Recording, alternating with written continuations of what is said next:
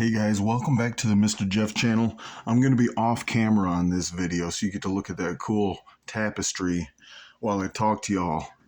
But in this video, I'm going to show you a real basic poor boy method to get you some Coco Verm substrate ready for growing mushrooms. Hey, let's do this. So what you see here, I already pre-mixed my ingredients for the substrate, measured some of the stuff out using this. Actually, I basically use this bowl to help fluff up the cocoa coir. Let me show you this real quick. I went ahead and used this brand right here. But actually, for sake of the video, let me get rid of my C4. I got this cookie sheet here. Remember, this is for the cheapos who don't have labs and don't have all the fancy equipment. You grab you that cookie sheet that's under the oven. You know which one I'm talking about. This one. Okay? Now, I already pre-measured this, but I'll talk about the ingredient quantities and all that once I get this in the oven. Wait a minute, Mr. Jeff, what are you talking about in the oven? Just follow me here, guys. All right? So I'm putting this on this cookie sheet. Okay? This is tried and true. I've done this, and I found that I have great success by incorporating the oven in this process. Just follow along with me here. All right, we got that. So I got it on the sheet here. I'm going to kind of lay it down, flatten it out on the sheet without it spilling over. All right. Now, once again, this is going to be off camera, so just trust me. What I went and did is I preheated the oven. It's already ready. It's at 200 degrees. All right. So I'll be right back. I have to yell at you guys from a distance. Kind of like that parent that was too lazy to get off the sofa to whoop you. All right. So that's toasting in the oven right now a little bit. Why 200? What's my whole point behind this? So I'm going to be pasteurizing this substrate when I add water to it. But what happens when you add hot water to cold substrate, it loses its temp quickly. So even though it still can be effective, I'm pretty much guaranteeing 100% success by having the substrate already at roughly 200 degrees. Now, mind you, ovens aren't exact on their temperatures necessarily. So 200 is going to afford me a high enough temperature though, so when I pour in the boiling water, it doesn't rob the boiling water of its heat immediately and drop the temperature of the substrate. I want it to stay hot. That's going to pretty much guarantee me a death rate of dang near 100% of all those germs that are in there. And you got to understand, there are germs all over the place. Some of them are dormant in spore form. Some of them are alive and active. But in this case, because the substrate's dry, there's pretty much not much activity. But when I add water to it, it could actually activate some of those spores and cause them to come to life. So this is kind of a way that I'm trying to mitigate any future problems with contamination. So that's going to be in the oven just for, say, a few minutes.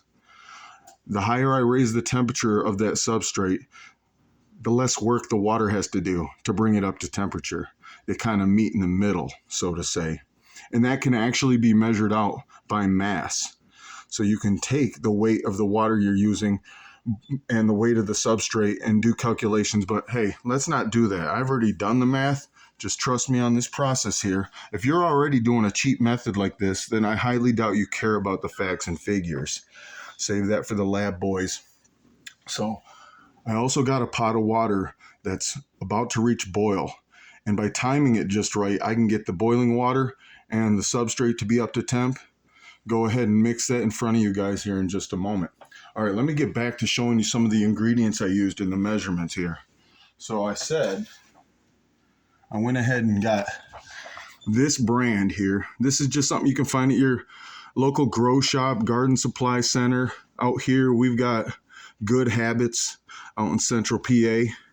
You can go and find them, but you probably got one around you somewhere that you can go and check out. Get you some cocoa coir. Nothing fancy here, but it did come in a giant block, 10 pounds. So let me show you this. Here we go. All right, I went ahead and repackaged it in a sterilite tub. But you can see this thing is pretty dense. I shoved it in here. It doesn't even want to come out. There we go. You can see why we call it a brick or a block. It's compressed, really packed. So it's important that when you do divvy this out and measure it, you want to fluff it up and loosen it up so you're getting the weight of it in its state that it needs to be when you mix this. Otherwise, you might have a false weight for your volume. So I'm going to show you how I break this up. I can do this on camera right here for you, but I just took my hand and I'm just chunking it. Man, some of it's really dense. There we go. You can kind of see how it flakes off though. But what I end up doing is just taking it in my hands. I ended up doing it in this bowl. So I'll slide that over and I just crumble it. Now I'm just doing this for demonstration right now. I've already done it for the batch that I'm about to make. So I'm going to dump it right back in the tub here when I'm done. But you can see I want to get all these little chunks broke up. There we go. You see what I'm saying? Kind of looks like the remains of me shaving my cheeks. I'm talking about my face cheeks too. I'm not shaving that chin beard and you know it. All right. Let's go on to the next ingredient.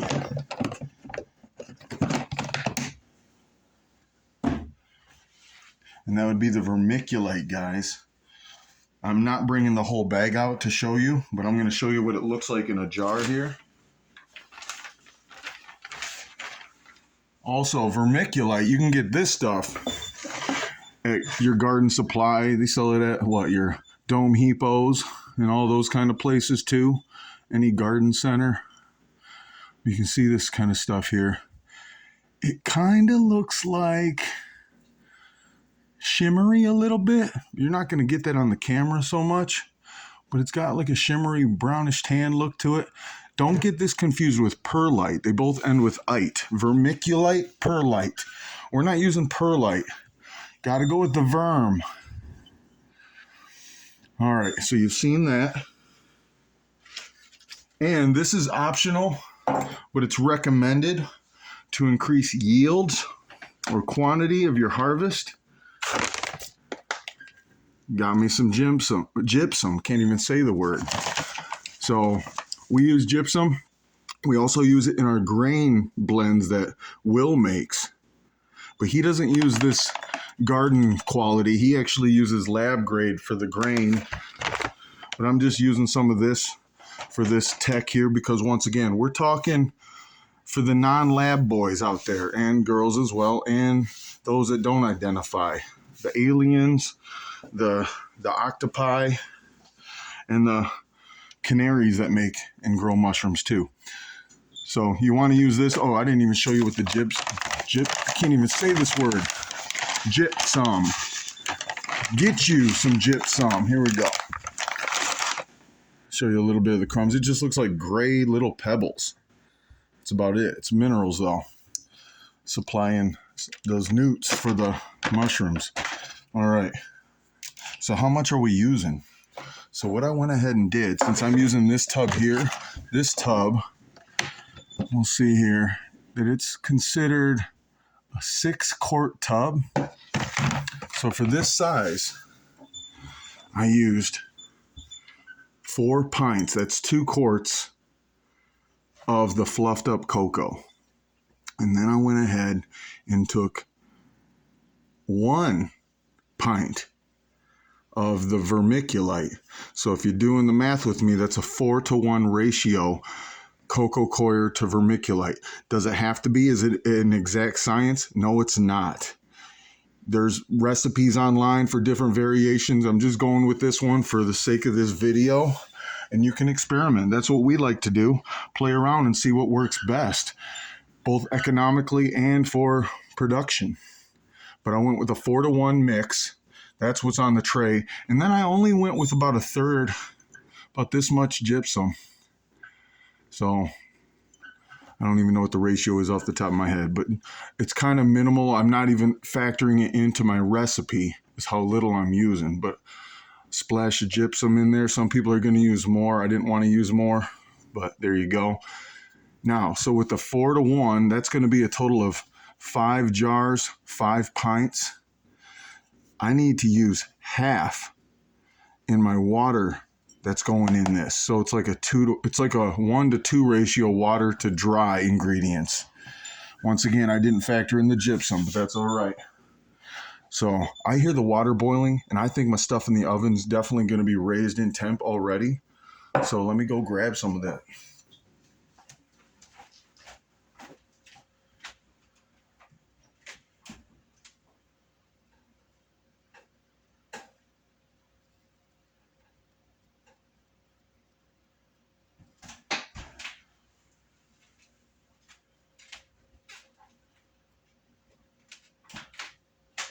Pardon me, guys.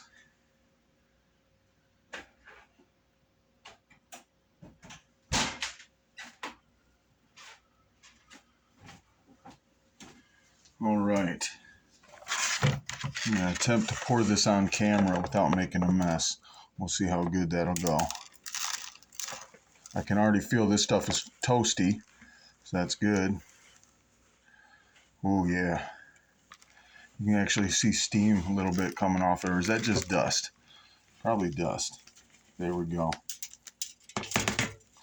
All right, we got that. Nice and warm. Throwing a lid on it just for the time being. Okay, got the pot of boiling water. Now I'm measuring it in this bucket right here, this pail. What did I say?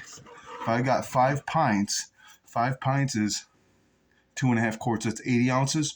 So one monotub needs it a 40 ouncer. Let's measure that out. And I'm leaving the fork in because that's just going to help clean the fork, right? So measuring this.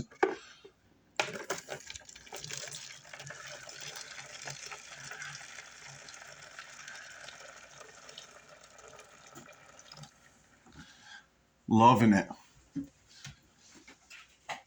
All right. Okay, I got my 40 ounces in here. I'll let you guys see it.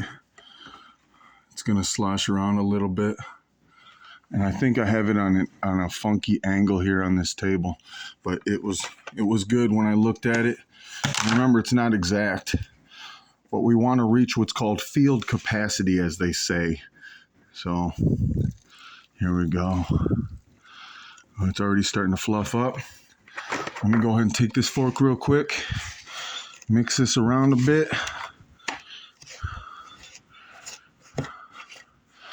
All right. I don't have to do this for long because when I put a lid on it, I'm not going to seal the lid, but it's naturally going to disperse the humidity throughout. Hey, I love it. I love it. For now, okay, once again, throwing the lid on it just to keep contaminants from getting in, but I'm not sealing it because it's going to want to expand. The heat's going to want to pop the lid off anyway. So you see what's going on here? Some folks will even take an extra precaution and wrap this in towels, but the fact that I pre-toasted it is actually saving me from having to do that. But for each their own. Remember, I'm not the god of this. And nothing is 100%, but I have yet to have any failures doing this kind of a boosted pasteurization by preheating the dry ingredients, guys. Tomorrow, Will or I will go ahead and add grain spawn to this and get this started. But you can't add grain spawn now because you'll end up killing the stuff because it's too dang hot. So let this sit and cool. Give it overnight. It's also gonna work its magic killing any critters in there. But did you know, fun fact, that boiling water pretty much kills the non-spores, the ones that are already active. They pretty much die instantly. So pretty cool. Hey, if you liked what I showed you guys, if this is helping you guys out, for those that don't have the funds and the fancy equipments and all that jazz, give this video a like. Help a brother out. Subscribe to this channel. We're going to do all kinds of fun mushroom stuff as the months go by. Leave me a comment if you want more mushroom grow videos, whether they're high tech, low tech, no tech. Give me some ideas for future videos. I appreciate my audience members. I love you guys. And until next time, peace.